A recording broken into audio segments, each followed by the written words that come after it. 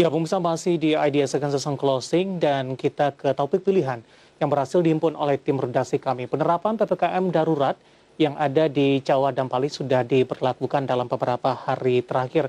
Namun tampaknya kasus COVID-19 masih terus mengalami peningkatan. Bahkan data terakhir penambahan jumlah kasus terbaru ini mencapai 40.000 kasus pemirsa dan kembali menembus rekor.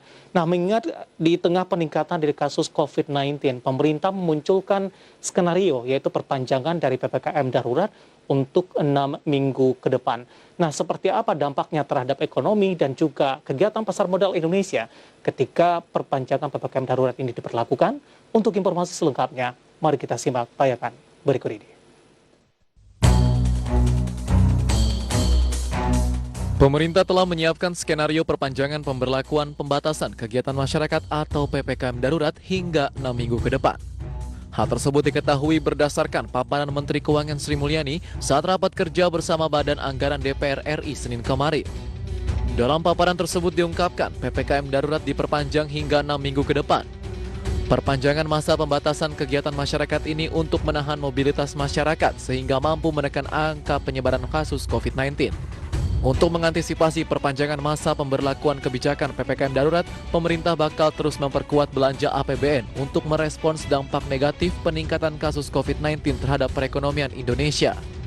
Akibat terus meningkatnya kasus COVID-19 di dalam negeri, ekonomi Indonesia pada semester pertama tahun ini diprediksi akan tumbuh di kisaran 3,1 hingga 3,3%. Adapun pertumbuhan ekonomi pada keseluruhan 2021 diperkirakan mencapai 3,7 hingga 4,5%. Meski demikian, Menteri Koordinator Bidang Kemaritiman dan Investasi Luhut Binsar Panjaitan memastikan perpanjangan atau tidak kebijakan PPKM darurat belum diputuskan hingga hari ini. Keputusan tersebut akan diambil pada akhir pelaksanaan PPKM darurat berdasarkan data yang ada di lapangan. Sementara itu, sejumlah analis menilai para pelaku pasar mulai mencermati wacana perpanjangan masa berlaku PPKM darurat. Pasalnya, pergerakan IHSG hingga saat ini masih sangat dipengaruhi oleh sisi perlambatan perekonomian yang masih terus membayangi sektor real. Sehingga rentang konsolidasi belum akan ditinggalkan oleh IHSG.